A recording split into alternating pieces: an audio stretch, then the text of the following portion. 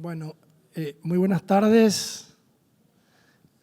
Bienvenidos a este conversatorio organizado por el PNUD con DENDE. En primer lugar, quiero agradecer al PNUD por permitirnos compartir este espacio y escuchar al profesor Santiago Levy.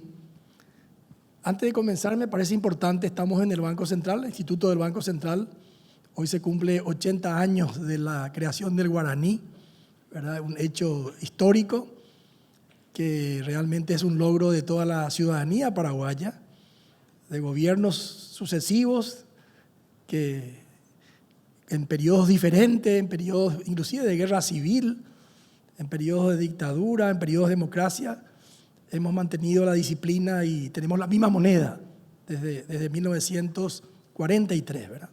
Entonces creo que es un día para festejar. Estamos acá en el instituto para realmente aprender muchísimo. Yo tuve la oportunidad de escucharle un ratito nomás al doctor Levy y realmente aprendí mucho en esa una hora de conversación. Para hablarnos de un tema que creo que es fundamental para América Latina y para el Paraguay, ¿verdad? Estamos atrapados, dice un estudio del PNUD, América Latina en una trampa entre bajo crecimiento y gran desigualdad. América Latina es la región que menos crece en el mundo en este momento y además que menos crece, la desigualdad aumenta. Lo que pasa es que, como muy bien lo dice el profesor Levy, los sistemas de protección social fueron copiados de alguna manera de los países industrializados. El modelo de Bismarck, básicamente, que fue pensado para la gente que trabajaba en industrias, en empresas grandes, en la época de la revolución industrial, con un esquema contributivo donde el obrero aporta y la empresa aporta. Y ese modelo traído a una América Latina rural e informal, con microempresas, con empresas rurales, empresas familiares, ha creado un sistema dual, ¿verdad? Un sistema formal que llega al 30-40% de la población y un sistema no formal que llega al 60% generando enormes desigualdades. Entonces, creo que la presencia del doctor Levy va a ser de enorme utilidad. Este tiempo de una hora que va a compartir conversando con él va a ser realmente de gran utilidad. También nos va a acompañar César Barreto, que va a comentar lo que diga el profesor Levy, un poco para bajar a la realidad paraguaya concretamente, ¿verdad? Entonces, sin más preámbulo, también le quiero pedir a la representante del PNUD que nos dirija unas palabras. Muchísimas gracias, presidente. Primeramente, me encantaría agradecer a ustedes por recibirnos en ese espacio tan lindo que es el Banco Central y aceptar la invitación de escuchar a nuestro economista senior, Santiago Levy. Un especial saludo también a César Barreto, a mi querido amigo Hugo Cáceres, a Ian Esperanza, a todos los colegas de la DENDE, a los jóvenes líderes que estão acá, um honor conhecê-los e realmente espero que vocês possam aproveitar da charla que vão escutar de César Barreto, de Santiago Levy e do presidente Acosta. O PNUD trabalha em 177 países a nível global, regional e nacional e produzimos informes de gestão de conhecimento com temas onde vemos que há problemas estruturais, especialmente, onde vemos que há problemas relacionados ao desenvolvimento humano, econômico e também ambiental. E lá a ideia é generar esses documentos, essa gestão de informação para debater, para dialogar e para buscar uma solução em conjunto. Esse informe, qual mencionava o presidente, Atrapados em la desigualdade barra produtividade, é algo muito revelador, porque não é algo que passa solamente em Paraguai ou Brasil, é algo que vem de América Latina e Caribe, porque justamente, como dizia o presidente, importamos o modelo há 30 e tantos anos e não repensamos em como fazê-lo sustentável.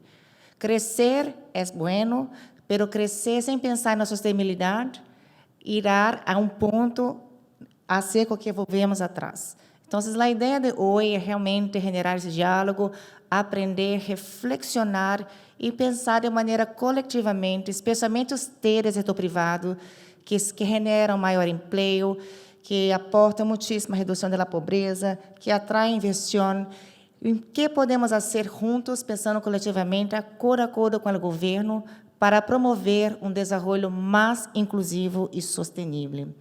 Agradeço muitíssimo a la DENDE, a la UIP, ao Clube Executivo e la ADEC por permitir-nos ter esse espaço aqui.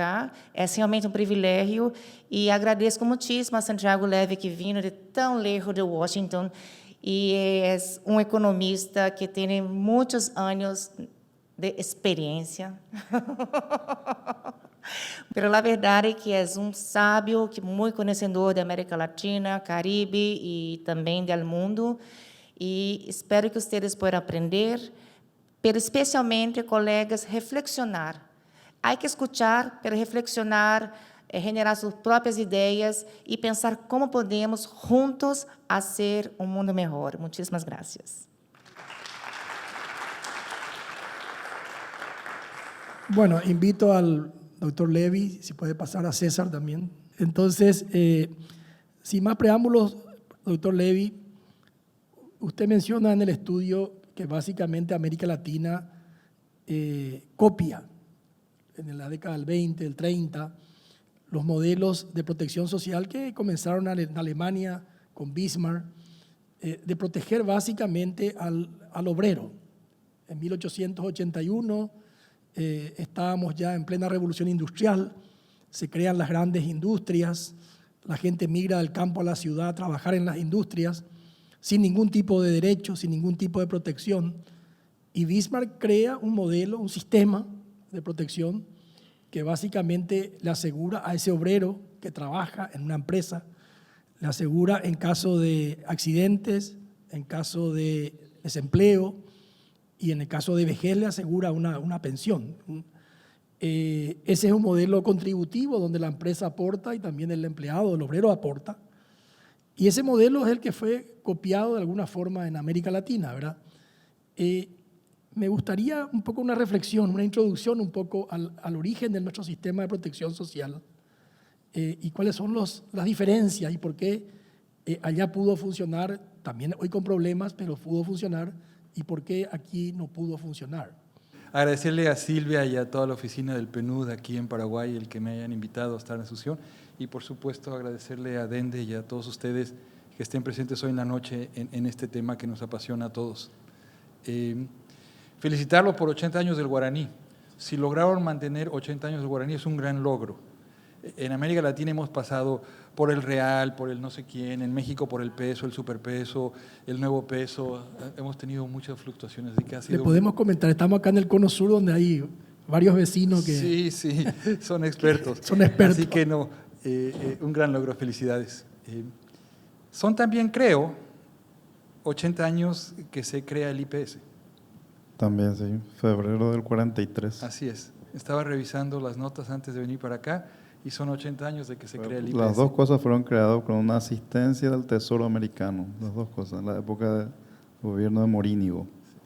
Y por pura casualidad, el equivalente del IPS en México se creó exactamente en 1943. Así es. Ok. Silvia comentó un reporte del PNUD al cual sí quiero llamar la atención, que fue un esfuerzo grande que lideró el PNUD, que era tratar de contestar una pregunta muy difícil, que es ¿por qué América Latina es la región del mundo que crece más lentamente del resto de las regiones y al mismo tiempo es la región o una de las regiones más desigual del mundo? Y el reporte del PNUD lo que dice es, estos dos fenómenos no son independientes.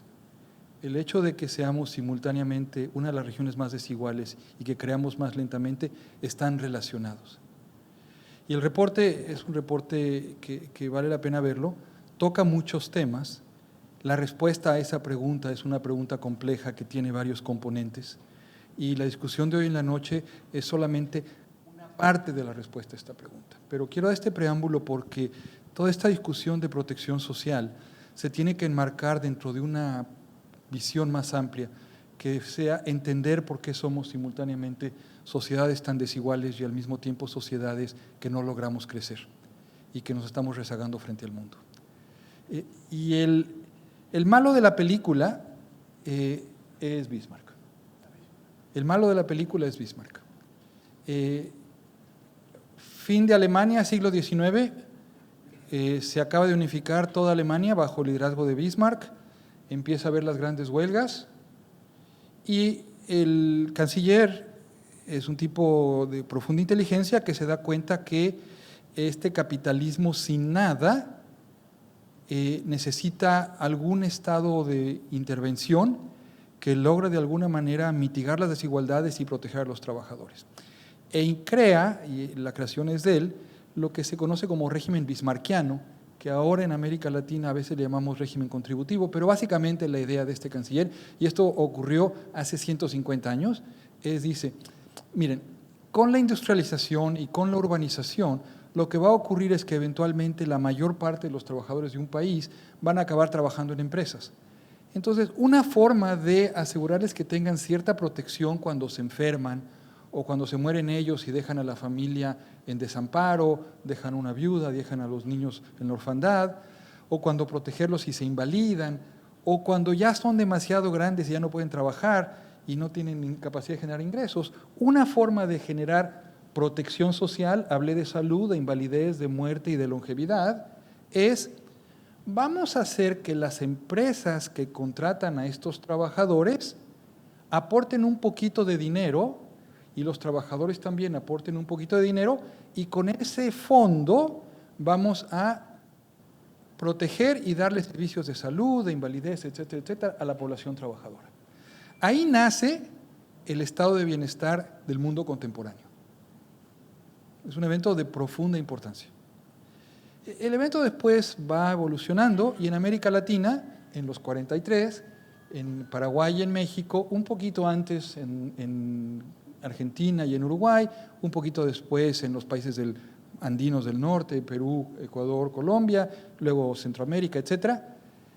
Decimos, acuérdense que estamos todos saliendo de la Segunda Guerra Mundial, y decimos, mira, nosotros estamos urbanizándonos, nos estamos también industrializando, era la época de la sustitución por importaciones, los que se acuerdan de aquella época de estrategia de desarrollo económico, y queremos también proteger a nuestra población. Y mira, ¿se acuerdan de este alemán? ¿Cómo se llamaba? Sí, Bismarck. Mira, este alemán tenía esta idea de hacer esto, imponer una contribución entre empresas y trabajadores dedicada a la protección social. Ese es el origen de los sistemas contributivos en América Latina hace como 70, 80 años, y hay una esperanza de los gobiernos y de los legisladores, de los congresos de todos nuestros países que dice, poco a poco, esto va a ir cubriendo a toda la población y eventualmente tendremos un sistema de bienestar amplio que protege a todos y fantástico, y el mundo será feliz a partir de entonces. La historia va avanzando relativamente bien hasta por ahí de la década de los 80.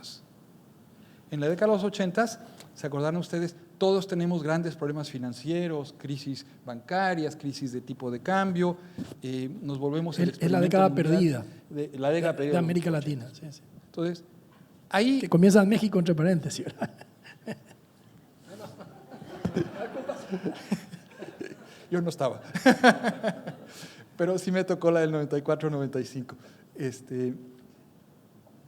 Hay un quiebre en el desarrollo de América Latina.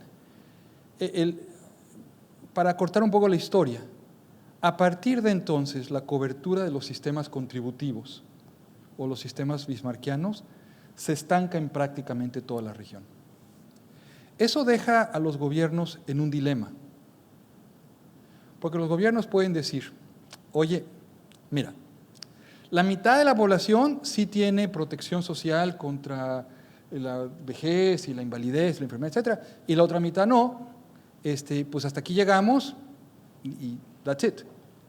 O pueden decir, tenemos que hacer algo para la población que no está cubierta, para la cual en la región creamos el nombre de trabajadores informales, que son aquellos que están excluidos del sistema contributivo.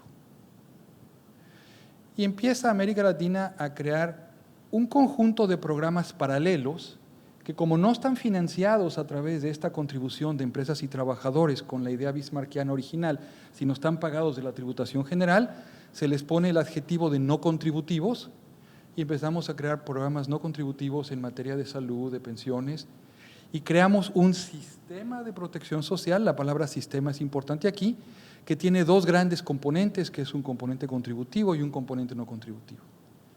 ¿Qué dice el informe del PNUD?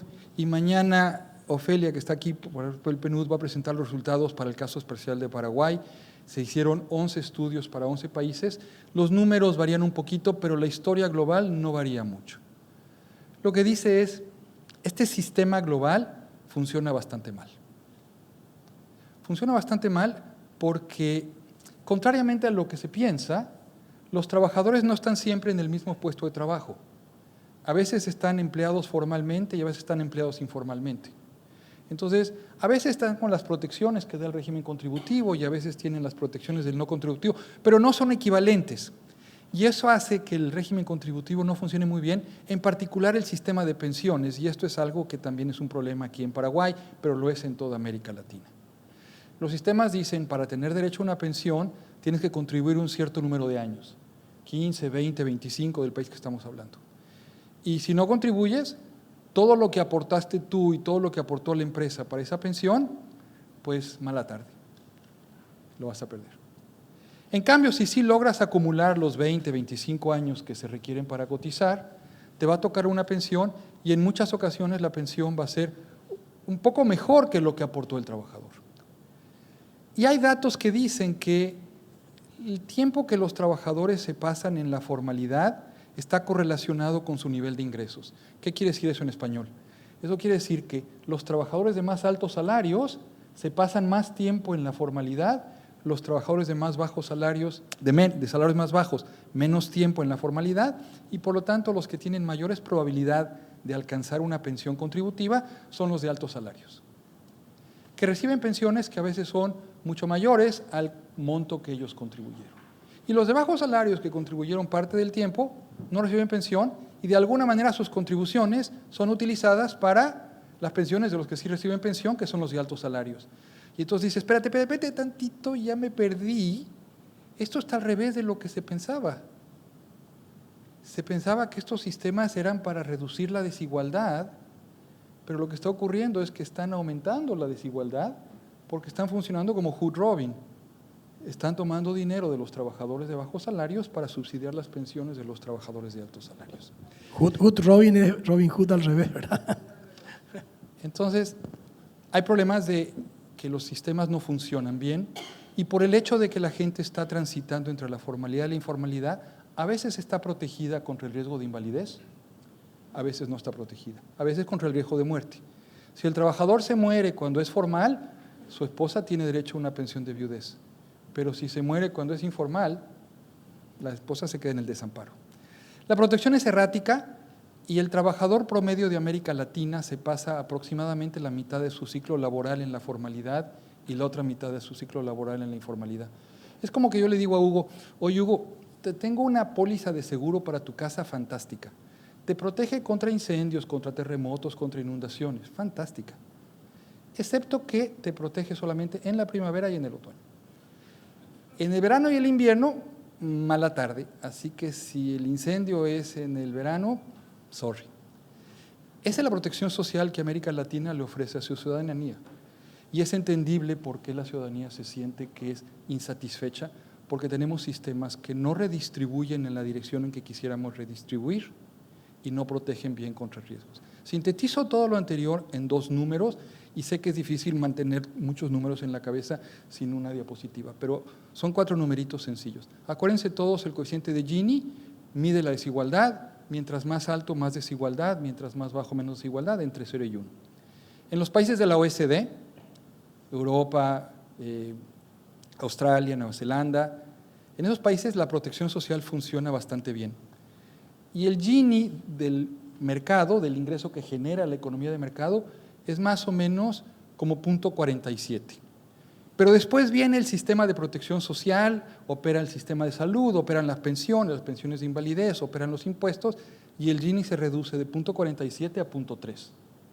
Son eficaces en reducir la desigualdad. ¿Qué pasa en nuestra región?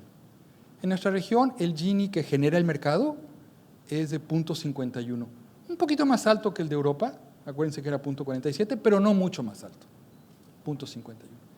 Pero después de que opera todo el sistema de protección social que describí súper rápidamente, el Gini pasa de 0.51 a 0.49. Entonces, la reducción de la desigualdad es muy baja. Y el sentimiento de ser sociedades desiguales y sociedades excluyentes no es una invención de algunos políticos que salen en la tele. Es más bien algunos políticos que salen en la tele que están reflejando una realidad que está ocurriendo en nuestros mercados laborales y en nuestras sociedades, que están experimentando sistemas de protección social que en el fondo no están realizando la función que tienen que realizar.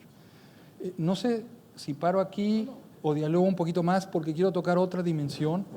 Si César quería hacer un comentario, que continúe, doctor. Tenemos tiempo todavía, Ok. hasta las 8. Estoy viendo aquí que no bajen la cortina. Súper rápido les conversé de por qué estos sistemas no están logrando inclusión social. Pero el reporte del PNUD, acuérdense, tenía dos grandes temas. La región más desigual del mundo y simultáneamente una región que crece poco. Y la protección social es parte de la explicación, no toda, es también parte de la explicación de lo segundo. Porque un dato bien establecido es que América Latina crece poco porque la productividad en la región crece poco. ¿Más todavía? ¿Aquí? Ok. Perdón, repito entonces desde el principio. Como Luis Miguel, dice así toca el... Así le hacía, ¿verdad? Sí. No se llegue tan lejos, pero hasta aquí puedo llegar. ¿Está bien? Listo. ¿Por qué somos una de las regiones que crece más despacito de todo el mundo? No porque invirtamos menos que otras regiones y no porque nuestra fuerza de trabajo trabaje menos que otras regiones. De hecho, con excepción de Asia del Este, somos la región que más invierte en el mundo y la región donde su fuerza de trabajo crece más rápidamente en el mundo. Y si ven las horas trabajadas del trabajador paraguayo promedio, del trabajador mexicano promedio, las horas trabajadas son mucho mayores que las horas trabajadas del trabajador francés promedio o el trabajador americano promedio. Trabajamos más e invertimos más que esas regiones. Si invertimos más que los demás, con excepción de Asia del Este, y si trabajamos más que los demás, ¿por qué crecemos menos que los demás? Y la razón es porque nuestra productividad no crece y la productividad de los demás sí crece. Y hay muchas historias detrás de eso. La mayor parte de las historias que ustedes escuchan tienen que ver con la capacitación laboral, con la innovación tecnológica, con la adopción de tecnologías, con el financiamiento. Todo eso tiene elementos de verdad. Una parte que a veces no escuchan tanto es que los sistemas de protección social también están deformando la conducta de las empresas y deformando la conducta de los trabajadores. ¿Por qué? Porque en el fondo piensen desde el punto de vista económico, olvídense por unos minutos de la protección social, olvídense de las pensiones, y ustedes dicen, si aquí hay una empresa que sí cumple con la legislación de seguridad social y laboral, la empresa y el trabajador tienen que absorber alrededor del 30-35% del costo del salario para pagar servicios de salud, pensiones de invalidez y en algunos países otras cosas como programas de capacitación laboral, guarderías, en fin, el paquete varía. Pero muchos trabajadores no van a conseguir una pensión. Muchos están contribuyendo y en el fondo están siendo gravados. Y en muchas ocasiones los servicios de salud distan de tener la calidad de las que deben de tener. Y acuérdense que por otro lado, los estados crearon estos sistemas paralelos que si bien no son tan buenos, son gratis, porque ni la empresa ni el trabajador tienen que aportar para pagar por esos servicios y por esos beneficios. Entonces, si ignoramos la dimensión de protección social y pensamos en el fenómeno económico puro, lo que está haciendo este sistema de protección social, visto en su conjunto, la parte contributiva y la parte no contributiva, es gravar la formalidad y subsidiar la informalidad. Y esto es exactamente lo opuesto a lo que quisiéramos hacer si queremos fomentar la productividad, porque hay muchísima evidencia que dice que las inversiones y los trabajadores en la formalidad son mucho más productivos que cuando están en la informalidad. Y entonces acabamos perdiendo por partida doble. Acabamos teniendo sistemas de protección social que sin duda son mejor que nada, pero que no están redistribuyendo tanto como quisiéramos, que no están siendo muy eficaces en reducir la exclusión social y que también están contribuyendo a castigar la productividad y son parte de la razón por la cual no estamos creciendo tan rápidamente. Aquí estamos hasta antes de COVID. En COVID nos dimos cuenta que nuestros sistemas de protección social, conversaba con Hugo hace unos minutos antes de que empezáramos aquí la conversación, me decía Hugo que le tocó estar como secretario del gabinete durante la época de COVID. Yo creo que le salieron todos los canas que no tenía cuando estaba en el BID. Nos dimos cuenta que la ausencia de cobertura.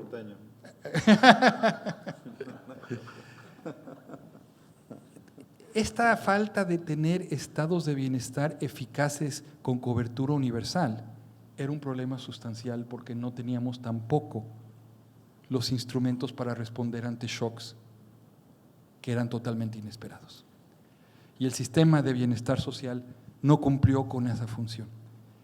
Ya pasó COVID, ya estamos del otro lado, y ahora creo que se abre un espacio importante para que todos juntos reflexionemos, y eso es en el fondo el propósito del informe del PNUD, invitarnos a todos a la reflexión, a decir, en los últimos 80 años hemos llegado hasta aquí, sin duda logramos algunas cosas buenas, pero estamos lejos de tener los sistemas de protección social que necesitamos si realmente queremos ser una sociedad incluyente y una sociedad más próspera, entendido que la palabra prosperidad se construye sobre la palabra productividad y que sin productividad no hay prosperidad. Si realmente queremos ser países prósperos e incluyentes, tenemos que repensar los sistemas de protección social en su totalidad y darle una mirada fresca que nos hagamos la pregunta, ¿qué se puede hacer para que estos sistemas sean más incluyentes, más amigables a la productividad y al crecimiento y al desarrollo de las empresas y fiscalmente más sostenibles? Y el informe del PNUD acaba, y voy a acabar aquí, diciendo que hay espacios muy importantes para construir soluciones en donde casi todos ganamos. No soy ingenuo en pensar que todos ganaríamos. Siempre hay grupos de interés particulares que están tomando ventaja de la situación actual, pero en casi todos los países de América Latina, me atrevería a decir en todos, son una minoría. En la mayoría de los países, la gran mayoría de la población, de los trabajadores y de las empresas, están sufriendo en un contexto en donde no hay el espacio para que se pueda dar la inclusión social y se pueda tener mayor productividad. Entonces los espacios para ganar son espacios amplios. Y el reporte del PNUD lo que trata de hacer es invitarnos a todos a una reflexión ordenada, idealmente pragmática, en donde nos olvidemos de las ideologías del pasado, dejemos a los adjetivos en un ladito, lo metamos abajo de la mesa o abajo del cajón, si neoliberal, si estructuralista, si cepalino, y todos estos adjetivos que hemos inventado en las discusiones económicas y sociales de América Latina que generan más calor que luz. Y si ponemos todos los adjetivos a un ladito y nos decimos, mira, olvídate de los adjetivos, juntos construyamos un sistema de protección social que tenga unas características mucho mejores que las que sean. No es lo único que tenemos que hacer para hacer sociedades más incluyentes y más prósperas, pero sí me atrevo a decir, y con esto concluyo, es lo primero que tenemos que hacer. Dejemos de apostar a que el resto del mundo nos va a resolver nuestros problemas. Dejemos de apostar a que el precio del cobre o de la soja o del plata, o que la inversión extranjera directa, o que algo que viene del mundo exterior nos va a resolver los problemas profundos que tenemos. Tenemos que resolver nuestros problemas en casa nosotros mismos. Hay muchos. Pero en mi opinión personal, el prioritario es el rediseño de la protección social. Mil gracias y son muy amables en escuchar.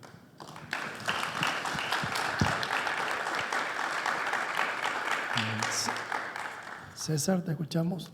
Y también le quiero pedir después a Hugo, que está acá con nosotros, que nos haga una pequeña reflexión. También.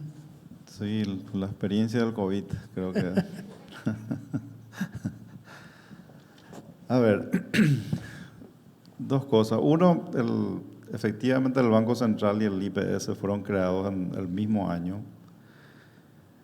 Y hoy, 80 años después, los resultados entre una y otra institución es diametralmente opuesto, ¿no? La cobertura del IPS, ahora que hay datos nuevos del censo, qué sé yo, usando el censo anterior, ¿verdad?, alcanzó 22% más o menos de la fuerza laboral en 80 años.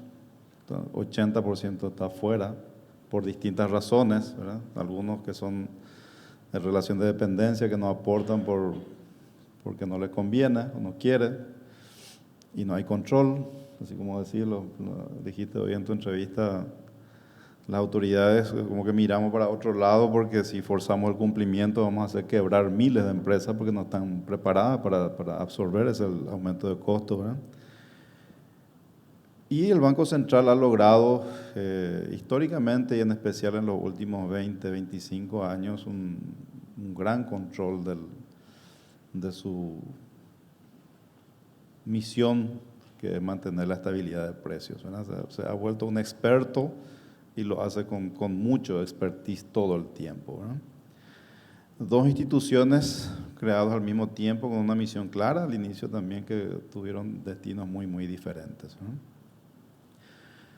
Yo cuando leí las primeras veces los trabajos que hiciste hace unos años atrás y el año pasado cuando hiciste la charla en el evento que organizó el Ministerio de Hacienda aquí, me sentí identificado. Por fin vi a alguien que enfocaba la realidad, ¿verdad? De economistas normalmente miramos cosas muy macro, ¿verdad?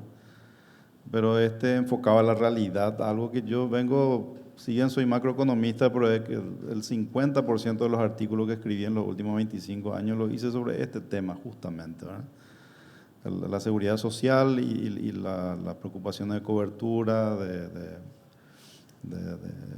inequidad y de insostenibilidad. Las tres cosas el problema tiene lastimosamente Paraguay, porque efectivamente si la mayoría de los países tenía un perfil no industrial o incluso poco urbanizado, muy rural, bueno, Paraguay es el extremo. O sea, recién en este momento nosotros estamos pasando hacia una mayor urbanización casi 30 o 40 años después que los otros países de la región, ¿verdad? Entonces, si no se aplicaba en los otros países, en Paraguay menos se aplicaba todavía.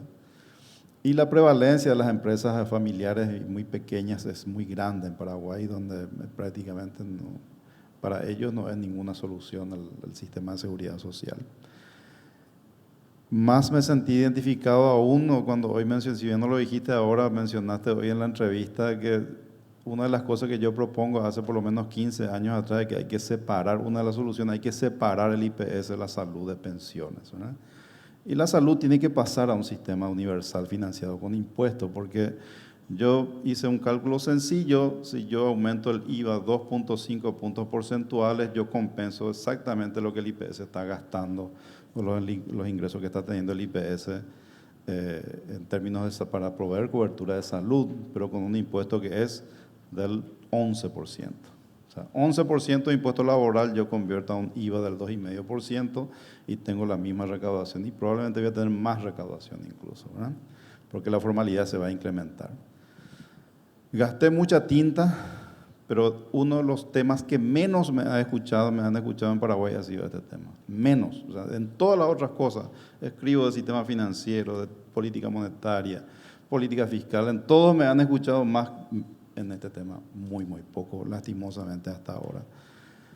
Yo creo que efectivamente hay que reducir, o sea, el problema es que las empresas no están preparadas para cumplir con el costo que implica todo el sistema que se le impone a un impuesto específico que es el impuesto al trabajo.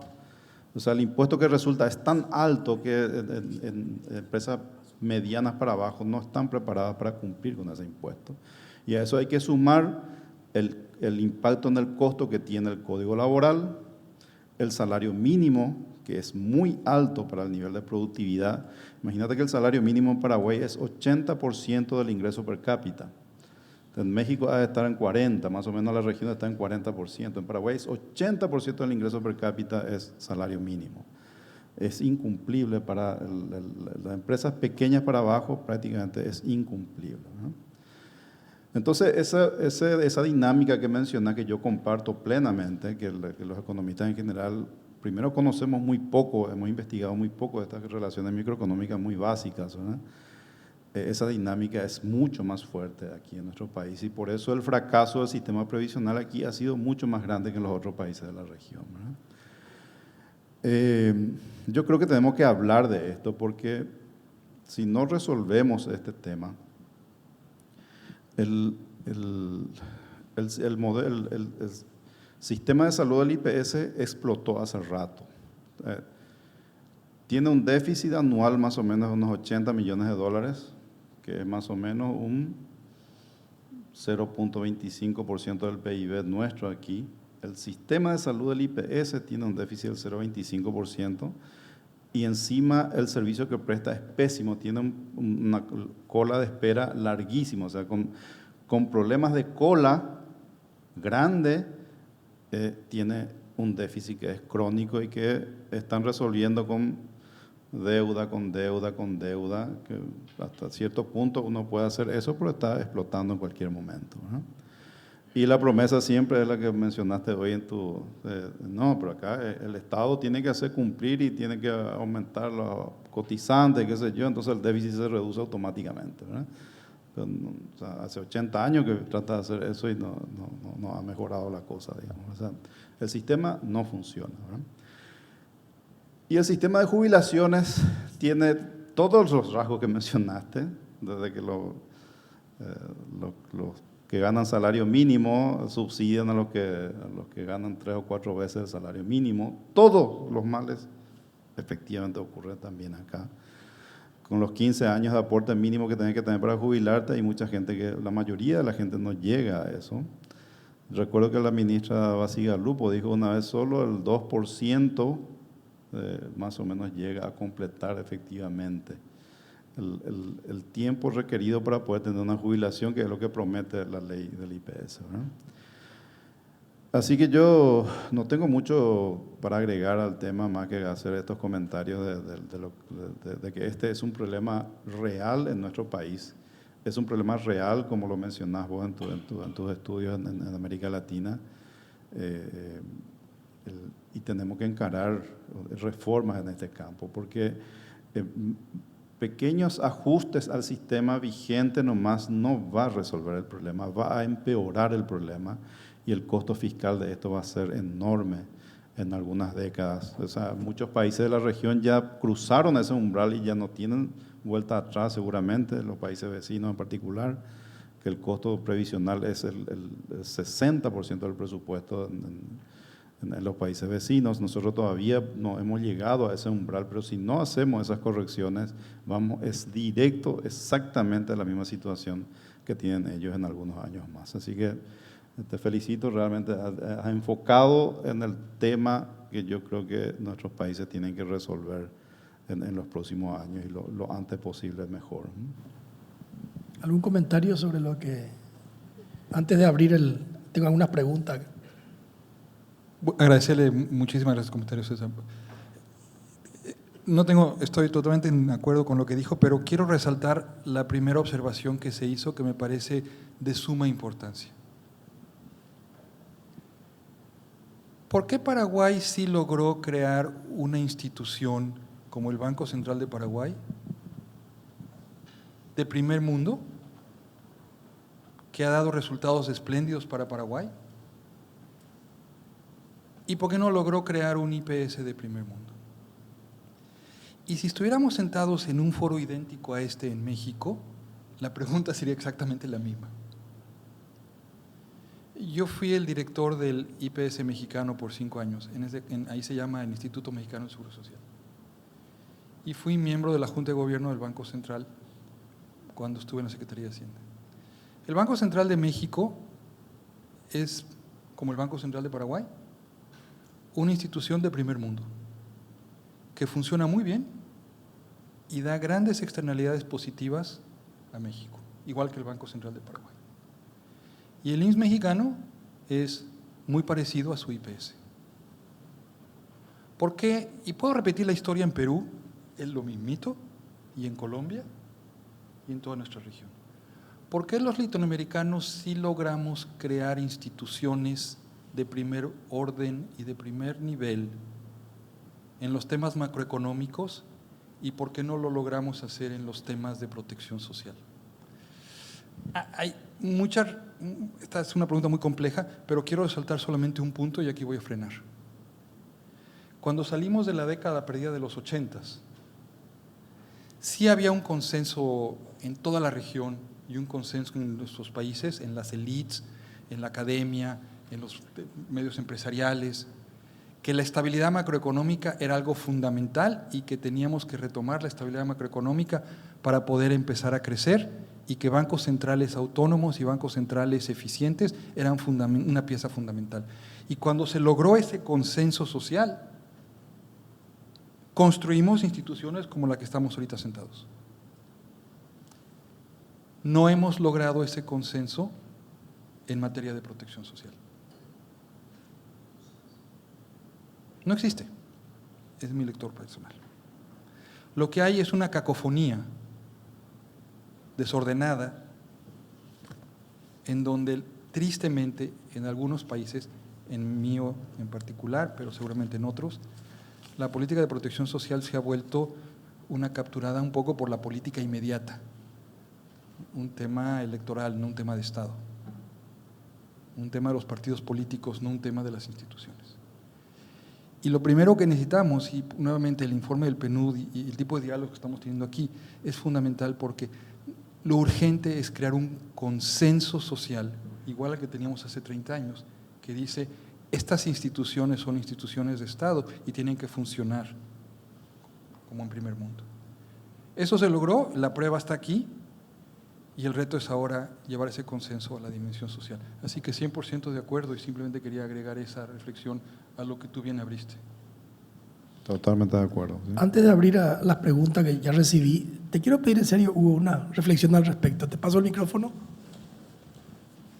Yo solo agregar y agradecerte, Alberto, por permitirme este momento, otro ángulo en la protección social. Y es que trabajamos este sistema cuando estaba en el gabinete, nos tocaron tiempos muy complicados. Nunca me olvido de la conversación con el ministro de Salud, el doctor Mazzoleni, que estábamos en la peor epidemia de dengue en enero del 2020, cuando me dice a final de enero, Hugo, lo que se viene es mucho peor, ¿verdad? Y ella decía, no, esto, ¿me estás hablando en serio? Sí, bueno, y era efectivamente, un mes después Paraguay cerraba todo, anticipando todo este tema y bueno, pasamos momentos realmente muy difíciles, ¿verdad? Como país, como gobierno, que mostró todas las debilidades que tenemos en protección social, que tenemos en el sistema de salud. Yo creo que algunas cosas aprendimos y otras, mi percepción es que todavía no hemos asimilado. De las cosas que dijiste, Santiago, y que también comentó César, creo que en la clase política no está del todo asimilado. En el sistema de salud yo veo mejoras, veo una sensibilidad, veo la importancia del tema de que es un bien público. En el sistema de seguridad social no me resulta claro. El valor del IPS se lo está mirando mucho por el lado de los servicios y la falta de servicio que presta, pero no está mirada de la gente que está formalizada o no y de cómo yo tengo un derecho a una jubilación o no y qué me espera para adelante. Lo que yo quiero agregarles es que en el sistema social de Paraguay hay un eje de trabajo que tiene que ver con la formalización, pero tiene que ver con la inserción laboral. Y ese es el tema de la incorporación de los jóvenes al mundo del trabajo. Y me encanta que estén los jóvenes aquí. Paraguay tiene 1.500.000 jóvenes entre 15 y 29 años. Tiene un bono demográfico o ventana demográfica muy importante. 46% de esos jóvenes solo trabajan. Lo que quiere decir es que entraron a trabajar sin mucha capacitación. 12% de esos jóvenes, casi 200.000 jóvenes, ni estudian ni trabajan, lo que nos significa un problema social enorme para adelante. Entonces, cuando nosotros miramos el tema de la educación en Paraguay y pensamos en la transformación educativa y en la educación inicial, la educación media, es súper importante. Pero el tema de la educación para el trabajo, de la inserción laboral, es un frente y es una oportunidad y un desafío enorme para nuestro país. Y tiene que ver con la protección social y tiene que ver con la productividad del país. Un obrero en la construcción medio de Brasil, me decía Víctor González Acosta, produce bastante más porque tiene mayor capacitación, conoce más, etcétera, ¿verdad? Ahí tenemos ese 46% de jóvenes que están trabajando directamente, con muy poca capacitación. Entonces, esta es una gran oportunidad, pero también es un desafío, ¿verdad? Y lo que nos mostró el censo, que acaba de presentarse el resultado, uno puede discutir los resultados, ¿verdad? Pero lo que muestra la película del censo es que nuestra ventana demográfica, nuestro bono demográfico se está yendo mucho más rápido de lo que pensábamos. Así que este es un ángulo de protección social que es una oportunidad, pero también un desafío enorme para nuestro país. Eso es lo que quiero agregar. Gracias. Gracias, Hugo. Bueno, llegaron varias preguntas para los dos.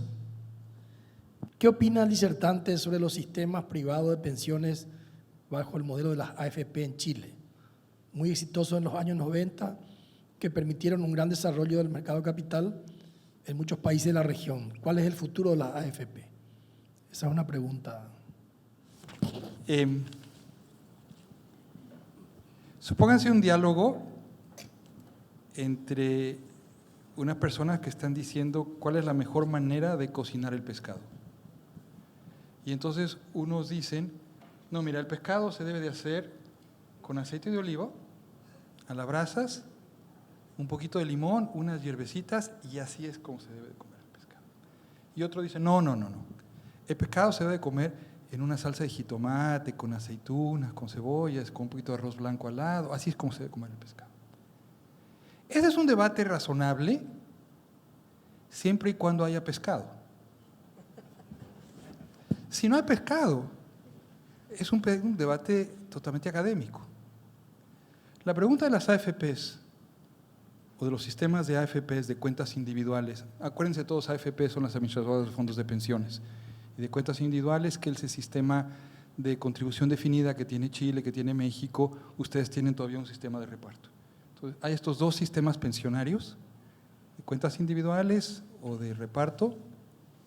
La pregunta sobre si es mejor un sistema de AFPs contra un sistema de repartos es una pregunta que es relevante cuando hay suficientes cotizaciones como para poder tener una pensión. Pero lo que pasa en América Latina es que al menos para la mitad de la población, el tiempo que están contribuyendo, no importa si es un sistema de reparto o es un sistema de cuentas individuales, el tiempo que están contribuyendo no da para una pensión. Y entonces preguntarse si vale la pena mejor tener un sistema de este o un sistema del otro, es como preguntarse de cómo hacemos el pescado cuando el pescado todavía no está ahí.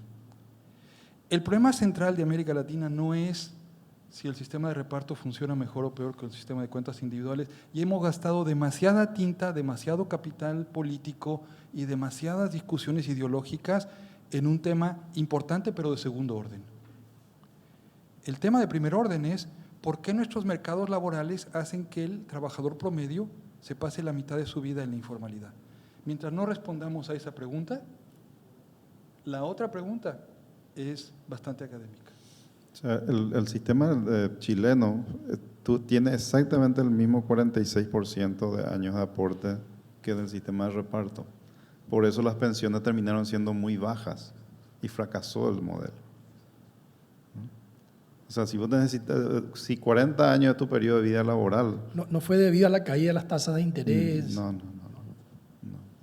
Ellos calcularon el modelo. Yo estuve en aquella época para allá estudiando, ¿verdad? calcularon el modelo para un periodo de aporte de aproximadamente 34 a 35 años, con 10% de tasa de aporte, pero aportando 35 años. Terminaron aportando 17, 18 años en su vida laboral, y terminaron con una jubilación bajísima. Fracasó el modelo porque no consideró esto, ¿verdad? Que finalmente la gente no es que va a aportar 40 años, puede ser un funcionario público que esté en empleo durante 40 años y aporte 40 años, pero en el sector privado no es así. Ese es el aprendizaje que ellos tuvieron. Ahora, ¿cómo van a quieren resolver eso? La tasa de aporte quieren subir al 16%, del 10%, porque necesitan compensar los pocos años de aporte con más tasa de aporte de los trabajadores, ¿verdad? Entiendo que a eso te referí, que esto es lo de primer orden, lo de segundo orden es AFP, porque el sistema de reparto igual puede ser autofinanciado si es que la gente aporta 40 años, ¿verdad? Total. Pues perfectamente autofinanciado, ¿verdad? Sí, exactamente me refiero a eso, exactamente. Bueno, la segunda vía indirecta contribuiría a la creación de una superintendencia de pensiones y jubilaciones a disminuir la informalidad. Estamos acá en un proceso de creación de una superintendencia de pensiones. A ver, lo que falta es una institucionalidad técnica que supervise, como que se encargue de las políticas del sector, que no hay, no existe. ¿Quién es responsable en Paraguay del sistema de jubilaciones? El Ministerio de Hacienda, el Ministerio del Trabajo supuestamente no tiene capacidades para hacer eso, un ministerio nuevo, ¿verdad? Y nuestra preocupación, pues yo soy uno de los que apoya que haya una superintendencia de jubilaciones. Nuestra preocupación, nosotros queremos involucrar gente técnica en el diseño del sistema de jubilaciones, no una definición política, ¿no? Puede ser que estemos equivocados, yo no digo que nosotros tengamos toda la verdad. Lo que sí sé es de que todo lo que hemos hecho hasta ahora ha sido fracaso, eso sí sé. Una pregunta sobre Paraguay. En Paraguay los jubilados y pensionados son apenas el 15% y en contrapartida cerca del 46% de la población adulta reciben la pensión de adultos mayores, que no pasa de una ayuda alimentaria. Esta cantidad de 46% debería estar en el sector contributivo. Por tanto, podemos concluir que el éxito, entre comillas, en Paraguay de las pensiones no contributivas son el resultado del fracaso de las políticas de protección social. Por tanto, ¿qué sugerencias o políticas sugeriría para el corto y mediano plazo? O sea, en la medida que crece el no contributivo es porque fracasa el contributivo, ¿verdad? El reflejo del fracaso, o sea, esto ya es el resultado, ya no, no estamos en periodo de diseño, ya es resultado de 80 años de fracaso del IPS.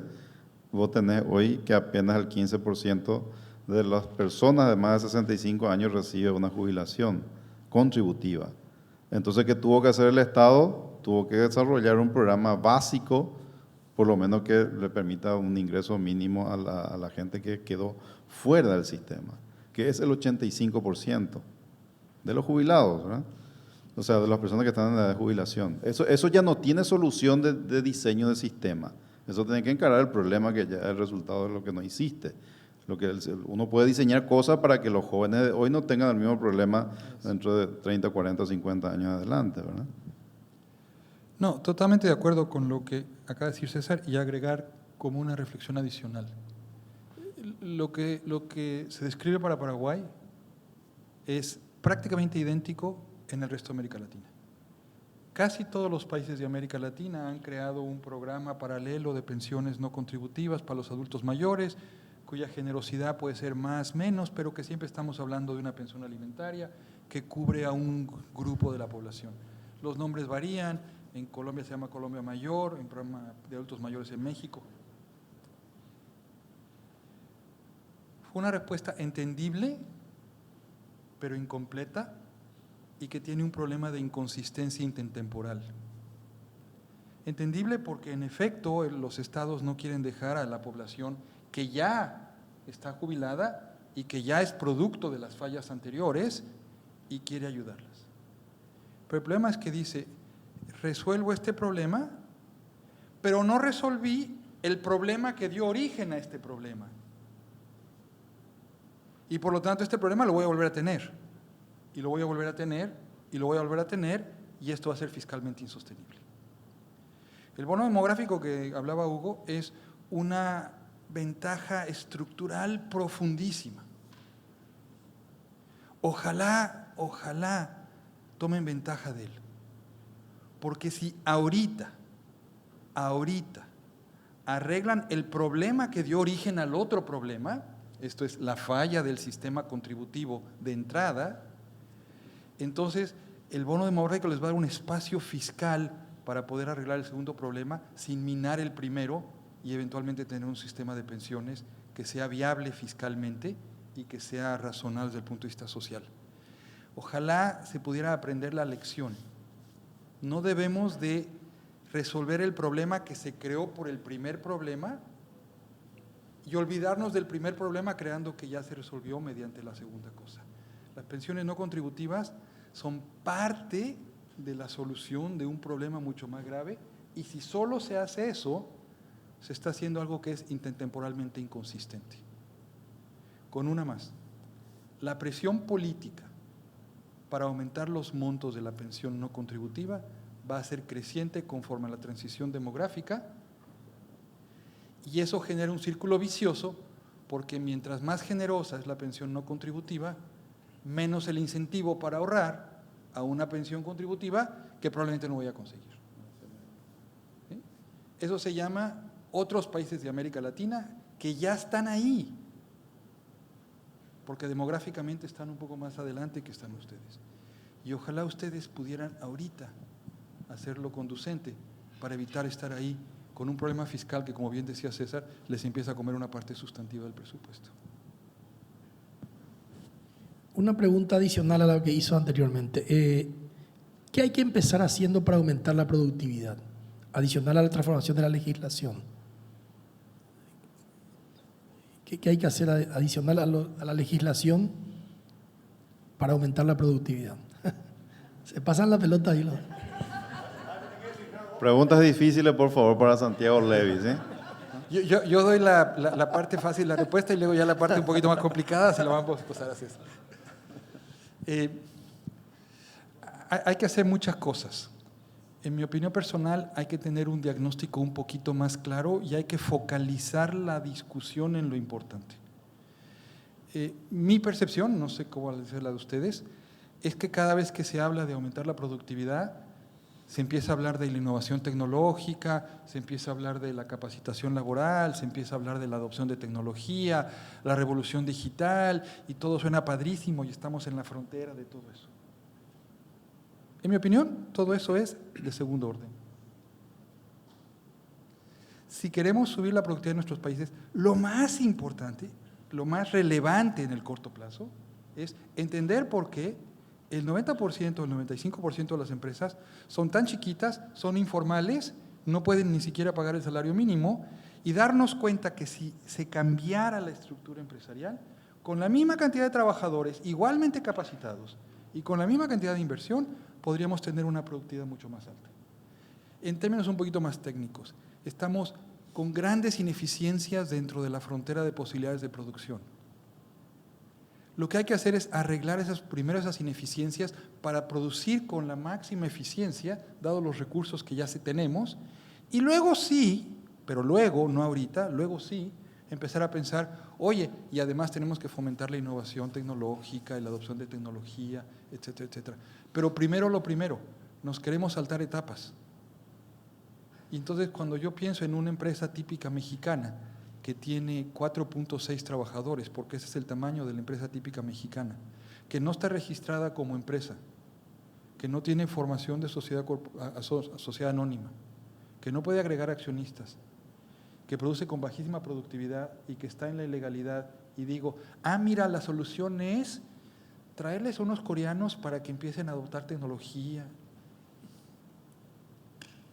Gracias. Ahora le toca a César la parte de lo difícil. Sí, creo que sí. La pregunta es para César, lo directamente. ¿Cómo ve Dende, dice, cómo ve el rol del sector privado respecto a la necesidad de las reformas mencionadas por vos, por Barreto? el sector privado es el primero que menos me ha escuchado a mí hasta ahora, eso que soy del sector privado. No he notado yo, y esa es la experiencia que puedo contar, no he notado yo interés de reformar el sistema previsional, no he notado, ¿no? Ni de los empresarios, ni de los trabajadores. Es como que hay un ámbito de comodidad seguramente porque la mayoría está cómodo con la situación en la que está, porque están dentro del 15%, no del 85%, ¿verdad? Y como en los momentos, en tiempos normales, los que están siendo beneficiados por el sistema tienen mucho más poder que las personas que no están siendo beneficiadas, ¿verdad? Entonces el status quo prevalece. ¿Hasta cuándo? Hasta que hay una crisis, ¿verdad? Hasta que explota. Por eso yo quiero que explote el sistema de salud del IPS. Va a explotar, porque ahora están resolviendo con deuda, pero yo les aseguro que va a explotar, porque el problema es de fondo, no es un problema coyuntural, ¿verdad? Ahora dijeron que era un problema del COVID, no, es un problema del COVID. El déficit ya venía antes del COVID, ¿verdad? Lo que es el COVID pero va a explotar. Cuando explote, ahí ya los poderes se modifican un poco y hay más posibilidades de poder encontrar soluciones que sean mejores, digamos, que puedan incluir al 85% también, ¿verdad? Pero mi respuesta a la consulta es, podemos aportar mucho. Nosotros en Dende, o sea, yo les repito de vuelta, el 50% de mis artículos que está publicado en un libro que presenté el año pasado, el 50% se refiere a este tema. Y yo les aseguro que no habré tenido impacto ni en el 0,5%, porque todavía no es un problema, no explotó. Lastimosamente, tal vez cuando explote ya la solución es mucho más compleja, mucho más costosa, pero no sé si en democracia es posible hacer las cosas de otra manera. Hasta ahora las únicas transformaciones que hicimos fueron del Banco Central, algunas cosas más macro, pero en cuestiones micro cuesta muchísimo. Una pregunta le hago yo ahora. Usted mencionó hoy en la conversación, antes de este panel, de que eran como dos partes del tema del sistema de protección social y el tema de los derechos. Entonces, como arrancó el tema de protección con Bismarck, yo también me quiero ir un poquito al tema de los derechos antes de Bismarck, ¿verdad? Antes de Bismarck estábamos en el inicio de la revolución industrial. El hombre no tenía ningún derecho. Si vamos a la Edad Media no tenía ningún derecho. Había un esquema de clases sociales donde el que estaba allá abajo no tenía ningún derecho. El ir creando derechos y el ir reclamando derechos fue un proceso. ¿Será que en países como Paraguay, sobre todo, tampoco hay mucha demanda de derechos? Es una pregunta para en América Latina en general. Y son las cosas que van explotando las que políticamente se va atendiendo, pero no hay una conciencia de derechos. Hace poco me decía alguien que tradujo para los pueblos indígenas la Constitución en su idioma. Y ahí se dieron cuenta que tenían derechos. No sabían que tenían derechos, ¿verdad?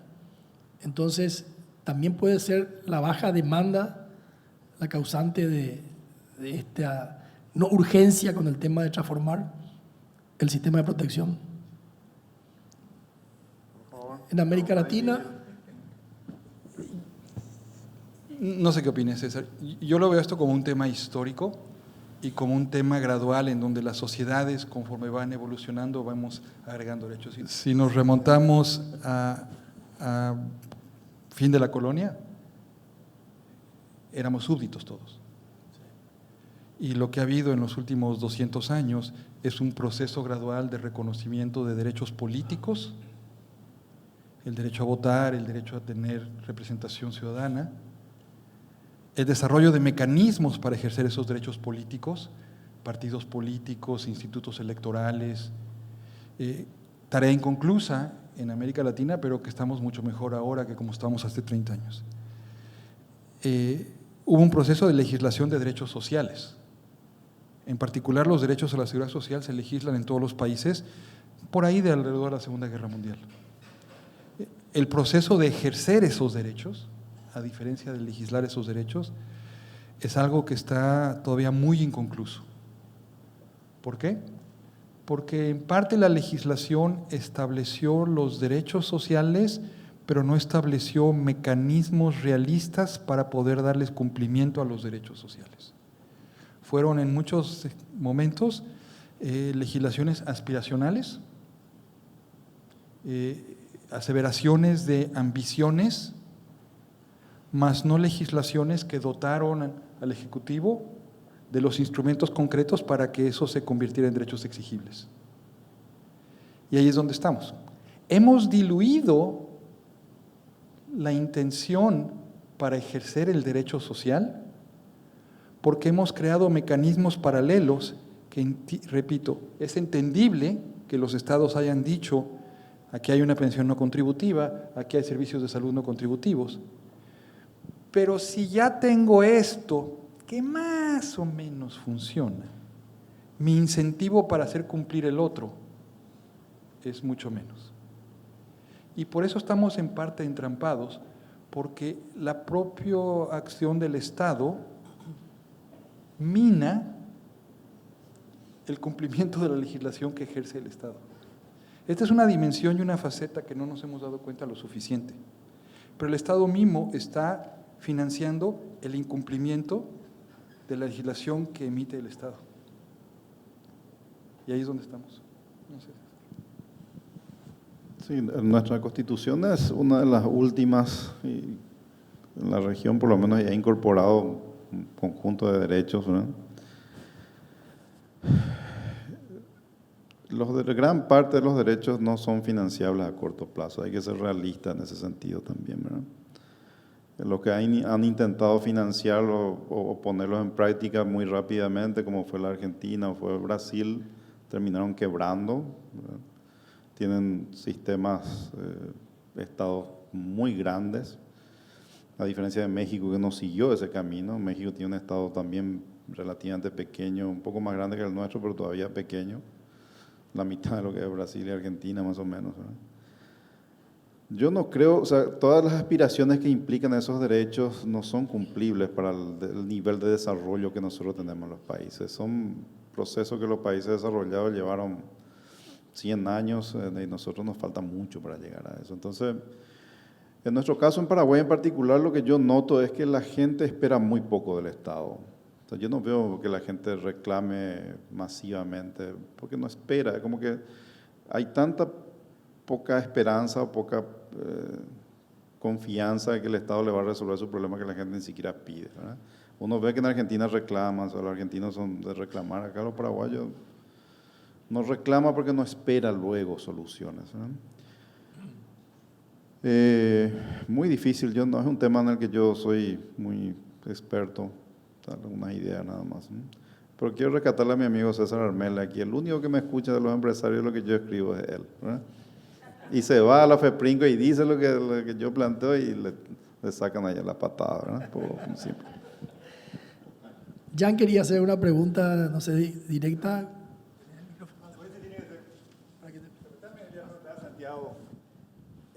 Un poco en relación a ese tema del consenso que vos mencionaste, que ha ocurrido en los bancos centrales, en la macroeconomía y no tanto en lo otro. Aprendimos algo, el SUS brasilero pasó de ser contributivo a no contributivo, universal. Uno supone que eso genera más carga fiscal. El SUS es el sistema único de salud brasilero único, que separa, saca de lo contributivo, es como si sacamos de IPS salud y se vuelve universal no contributivo. Uno supone entonces que es mayor carga fiscal. Fue producto de un consenso, fue producto de una crisis, funcionó, no funcionó, o bajó la parte contributiva de lo que antes contribuían. ¿Qué aprendimos de esa experiencia, si es que es algo exitoso o no?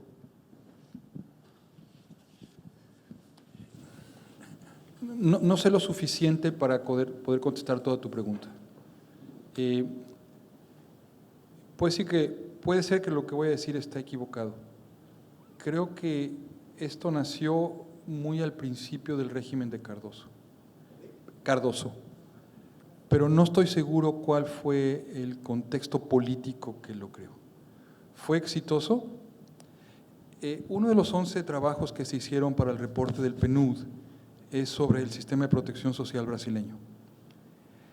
el elemento más redistributivo del sistema de protección social brasileño es el sistema unificado de salud. Mucho más redistributivo que Bolsa Familia, que es bastante más conocido y connotado, mucho más redistributivo que la pensión que tienen para adultos mayores, mucho más redistributivo que el salario mínimo.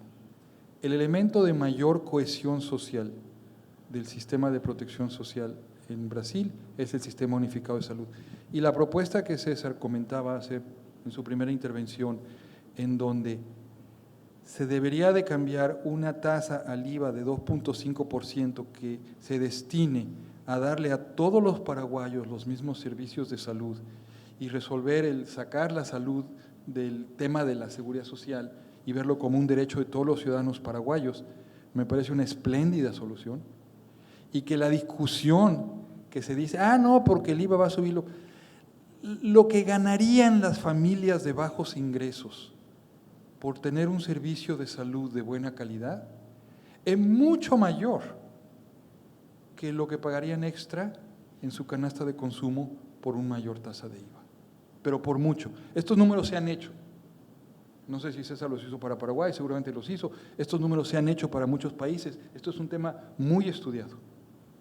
La pregunta es la pregunta que se hace César, es ¿por qué esto no está en la agenda política como tema número uno?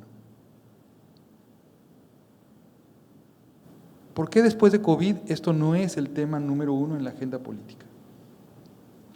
¿Y por qué tenemos que esperarnos a que haya como decía César, una explosión o implosión del componente de salud en el IPS para entonces tomar manos? Y aquí vamos a algo que nos diferencia mucho de las sociedades del este de Asia. Las sociedades del este de Asia son más pragmáticas, más anticipativas y tienen más capacidad de acción antes de la crisis. Nosotros somos sociedades que tenemos capacidad de acción casi siempre motivadas por las crisis. Y es algo triste de nuestros sistemas políticos y del discurso político de hoy en día. Bueno, estamos ya llegando a la hora y hay varias preguntas, no vamos a poder hacerla toda. Hago una última. ¿Creen que vale la pena considerar la factibilidad de la renta básica universal en el marco de esta reflexión sobre protección social? Y una pregunta sobre México. ¿Por qué México crece altamente, pero tiene una tasa alta de pobreza? Una pregunta bien específica. No sé qué piensa César del ingreso básico universal. Yo no soy amigo. No. La razón es muy sencilla. Yo tampoco. ¿Por qué? Porque nuevamente queremos dejar este problemota grandote que se llama un sistema de protección social disfuncional y dejar la legislación como está y dejar toda esta maraña como está. ¿Usan esa palabra aquí en Paraguay, maraña? Maraña, sí. O relajo, ¿no? Sí, Maraña. Toda esta maraña, dejarla como está. No, eso mañana en la mañana, ¿no? Por lo pronto, una renta universal. No. Es indispensable arreglar esta maraña. Es indispensable arreglar esto. Y dejemos ya de parches. Venimos décadas con parche tras parche y ya sabemos que eso no fue la solución. México. Difiere un poquito del que hace la pregunta. México no es un país que crece rápido. México es un país que ha tenido un desempeño económico sumamente mediocre. Es un país que tiene una economía grande, pero no es un país que ha tenido, aún por estándares de América Latina, un desempeño económico razonable. Y la razón fundamental está asociada con lo que dije yo en mi primera intervención. La productividad en México en las últimas 3 décadas ha crecido cero. Y aquí hay algo que puede ser útil para Paraguay. La productividad creció 0 a pesar de haber fomentado la inversión extranjera directa, a pesar de tener un sector exportador que exporta más manufacturas que la suma de todos los países de América Latina juntos. Exportamos autos, automóviles, autopartes, electrónica, partes de aeronaves, cosas súper sofisticadas. Y eso sale en las revistas financieras y en el Financial Times y en el Economist. Lo que no sale en el Economist ni en el Financial Times es que el 95% de las empresas son informales, de baja productividad, etcétera, etcétera, y que cuando tomamos el promedio de todo, la productividad del país crece 0. Y somos un país con un desempeño económico mediocre. La inversión extranjera directa, las exportaciones, la apertura internacional, todo eso es bienvenido. Lo que hemos aprendido en las últimas 3 décadas es que eso no sustituye la construcción de un tejido interno social que permita fomentar la productividad y la inclusión social. Bueno, para ir cerrando, un comentario final tuyo, César, y después de... Este debate es, primero felicito al PNUD que lo está llevando adelante. Creo que en Dende deberíamos de sumarnos a esto, Alberto. Este es el tema. Nosotros gran parte del sistema económico funciona relativamente bien, ¿verdad? Pero este tema tenemos que ponerle foco y tratar de avanzar en alguna reforma que mejore este 1585. Ahora tendríamos que, qué sé yo, en 30 años aspirar a que sea al revés, ¿verdad? Creo que Chile y Uruguay están más o menos por el 80%, ¿verdad? Que es el más, son los dos países más. Brasil también está por ahí cerca, ¿verdad? No tanto, ¿verdad? Chile y Uruguay. Tendríamos que apuntar a esos niveles de cobertura social, ¿no? Un comentario final. El ejemplo de Uruguay y de Chile, que tienen tasas de informalidad de 20%, quiere decir que la formalidad no es incompatible con hablar español. O sea, sí es factible que en nuestras sociedades transformemos la estructura laboral y la estructura social. Es solo cuestión de voluntad política. No es un tema técnico, no es como dicen, mandar un cohete a la Luna o mandar un cohete a Marte o la inteligencia artificial. Sabemos cómo se hace. Hay variantes, se puede cambiar. La propuesta de César me parece sumamente sensata y se pueden hacer en otras dimensiones. El tema es fundamentalmente un tema de la voluntad política y el tener esto dentro de la agenda de políticas públicas. Y si Dende lo logra, junto con el apoyo del PNUD, le habrán hecho un gran bien a Paraguay.